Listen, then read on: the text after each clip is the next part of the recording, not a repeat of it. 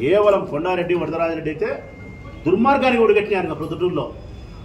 ఆడ చూసినా జూదాలు, మటకా, గుట్కాలు, క్రికెట్లు. నేను నకల్దిలో ఇసుపెటాకులు ఆడించా వాళ్ళ వాళ్ళే దొరికినది. సౌటపల్లిలో ఇసుపెటాకులు ఆడిపించేది వాళ్ళ వాళ్ళే. గోవాకు తీసుకుపోయి క్యాషినో ఆడిపించేది వాళ్ళ వాళ్ళే. బియ్యం అమ్ముకుండేది వాళ్ళ వాళ్ళే. ఇసుక అమ్ముకుండేది వాళ్ళ వాళ్ళే. ఏడాడ ప్రభుత్వ భూములు ఉన్నాయా కాజేస్తామని చెప్పి డేగలాల తిరుగుతున్నారు. డేగలాల ఇప్పుడు బొల్లవరంలో వెంకటస్వామి దేవాలయం కాడ ఒకదాన్ని పెట్టినారు. మళ్ళీ ఎక్కువ ఇప్పుడు పెద్దగా 40-50 కోట్లకు. అది కూడా రేపమన్నాడు చెప్తా. నిన్ననే మన ఆడ చేసినారు మైదుగూరు రోడ్లో నిమ్మకాయల సుధాకర్తో 6 కోట్లు 5 కోట్లు. లెక్క సంపాదించుకునే పని ఒకటి, కక్ష సాధించే పని ఒకటి. ఈ రెండు తప్ప ఈ పొద్దుటూరులో మూడోది ఏమి జరగడంలే.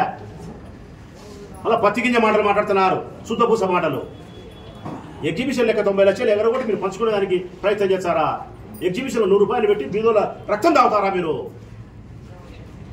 3 సంవత్సరాల ముందు మీరు మాట్లాడే మాటలేంది? మేము చెయ్యని తప్పులు మా మీద రుద్ది పత్తిగింజల వాళ్ళు మాట్లాడినారు.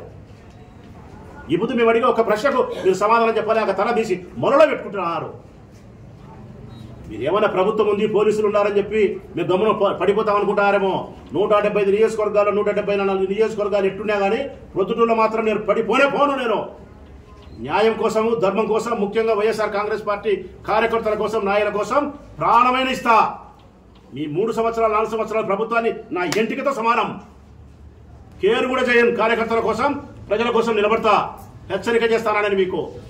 జరగబోయే ఏ హింసకైనా, ఏ సంఘటనకైనా మీరే బాధ్యులవుతారు. తస్మాత్ జాగ్రత్త.